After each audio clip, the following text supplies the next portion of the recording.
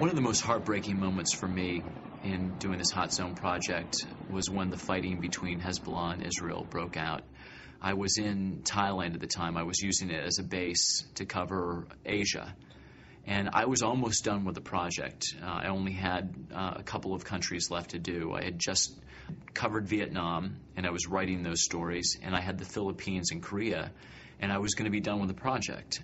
But yet this fighting started between Israel and Hezbollah, the firing back and forth, the capture and kidnapping of the Israeli soldiers, which led to this huge conflict that lasted over a month and took thousands of lives.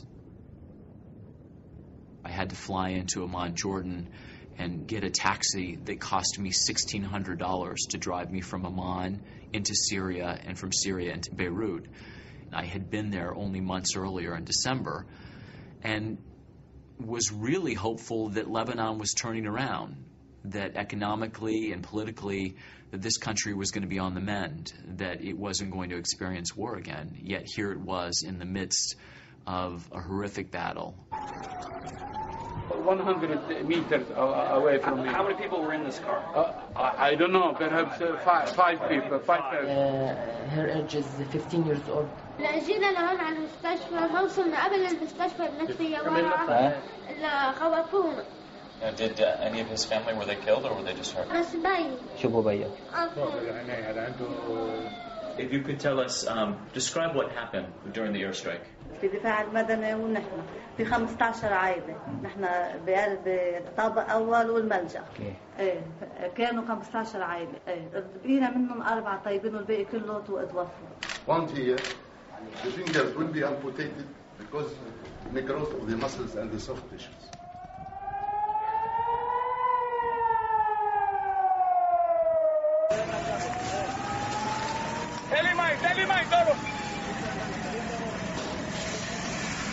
This is a nice school.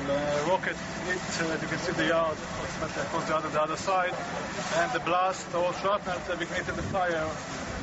Last Saturday, one rocket hit... That's the main building there, yeah? Yes, the entrance of the school. And now this one in this field. So within 2 weeks you've been hit 3 times? Yes. I feel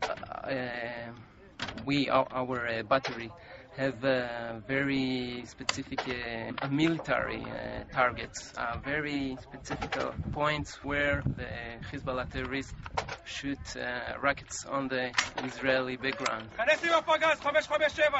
Right, but you feel the Hezbollah doesn't target the same way that you do? No, they just shoot on Kiryat Shmona and Haifa and Akko without any, even a little trying to divide between soldiers and civilians.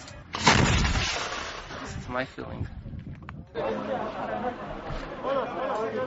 In the Tyre morgue, there's a body of a man named Hassan Ibrahim Saeed, who, according to his brother, was struck by an Israeli missile while riding his motorbike to buy food and milk for his daughter.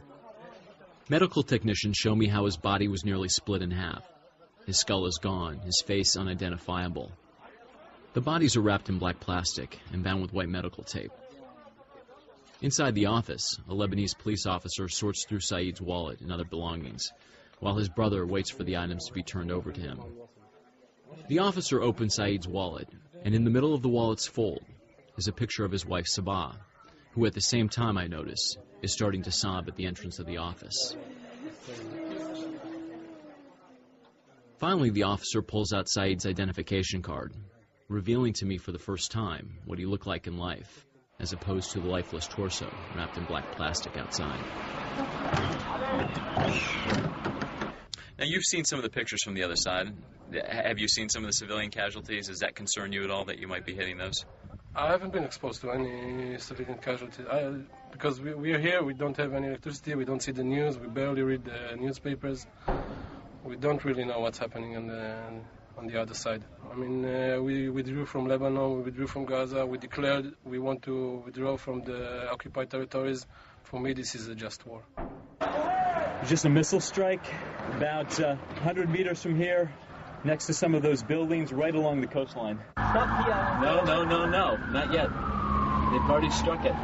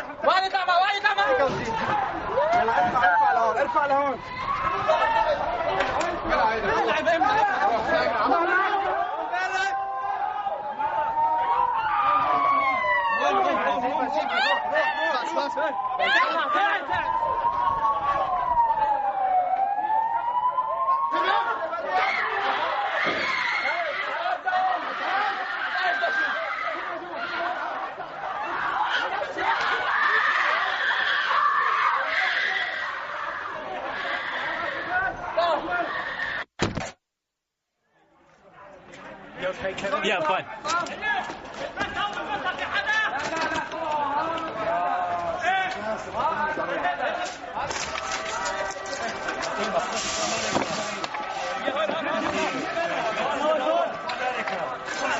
Where you live? Yes, that was my house. Where is your family? Where's your Not family? here. Why do you think they attacked this house? The municipality. I'm a doctor. I saw you today. I know you work for the municipality. Yes. Tell me your name. My name is Ghassan Farran. Dr. Ghassan Farran. Doctor, why did they attack this building? That is the Democratic of America and Olmar. That is the human rights. That is. Do you know why they might have targeted this, doctor? Any idea? No idea. Also, I hate America. I will fight America every day, every time. Do you think America caused this? Yes, because...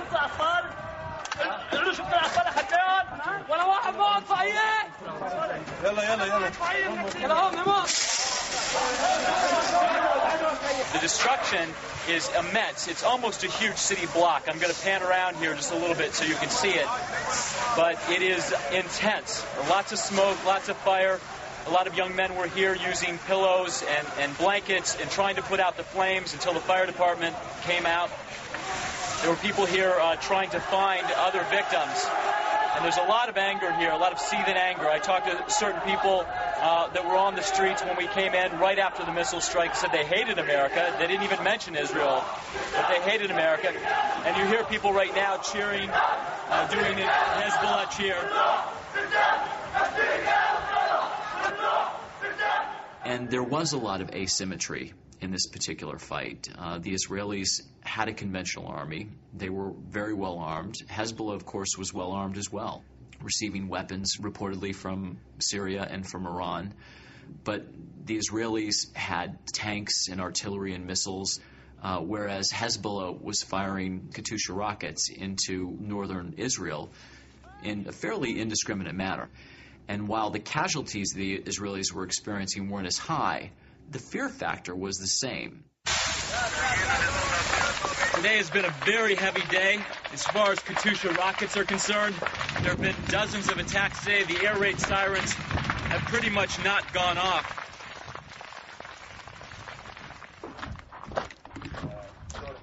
This is the aftermath of the destruction of the missile strikes that have been taking place in Cana. And we're walking to the location where the great number of people have supposedly been killed in a bombing strike here. It's sad when I heard about the event in Cana. For me, it was sad. It's not our goal. That's what I know and I believe. We're with the Red Cross right now. They're showing us some of the bodies of the children that were killed in the airstrikes today. And apparently it was 50 people in one house. And there's definitely children here. We're looking at these are all children here. So we have 5 children. I know this army. It's not a foreign army for me. I know this is my friends, and I know we don't do things like that. And it's not our goal. Sometimes there is mistakes. It's the type of a war, but it's not our mission. سنة الساعة 6:10 بالضبط في شاب هون اسمه سليم الطويل كمش ولدين وسحب فيهم بيقول لي طلعوا شو اشباك؟ قال لي في مزرعة بالخريبة. نزلنا راكب نحن تصلنا بصباح ونحن ماشيين. And were you able to find anybody? شلنا شيء 27 وقت الصبح. We pulled out 21 people dead. لو ضربوا البيوت كلها ودمروا الدنيا كلها نحن صامدين. هلا نحن ما عادش بدنا وقف اطلاق النار. بدنا المقاومة ضلت ضد مع إسرائيل. Do you blame the international community at all for this, or only Israel for what happened here? مين بتلوم على الشيء اللي صار هون؟ إسرائيل ولا أمريكا؟ أمريكا. مين غير؟ Why? بس أمريكا. Only America. إسرائيل. أمريكا هي أعطيت ضوء أخضر لإسرائيل تعمل على الشكل. America gave the green light to Israel to do that. إسرائيل ما فيها تتحرك لو ضربة على لبنان إذا أمريكا ما أعطتش ضوء أخضر. America's permission. After the Israelis bombed Cana, they decided to announce a unilateral ceasefire.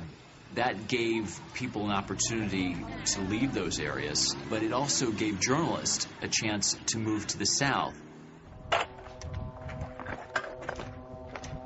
This is the town of Ben Jabal. Now, we've been hearing about this town for weeks because this is the front line in the fighting. The Israelis say that Hezbollah is using this as a stronghold, and they've been here for weeks now bombing it. We've seen a lot of destruction in these 2 weeks, but this is probably the most complete. Little by little, people began to emerge from this destruction. And they were primarily older people, people in their 70s and 80s, that had been hunkered down since the beginning of this conflict.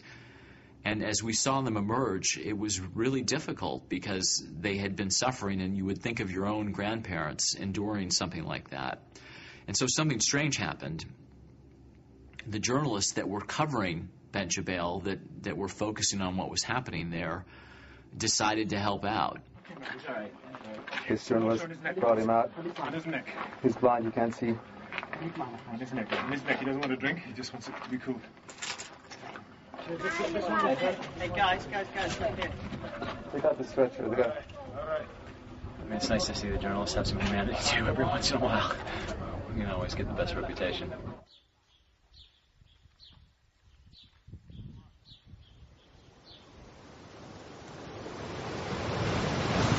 I thought that it's a just cause. We're fighting for the lives of the 2 soldiers that got kidnapped. I am very not happy about how things ended. We didn't achieve any of our goals in the beginning of the crisis. We didn't. The soldiers are not home. Hizbullah is on the border, 20 meters from the fence. Hizbullah with guns. We have about 140 soldiers that are dead. And we didn't achieve anything.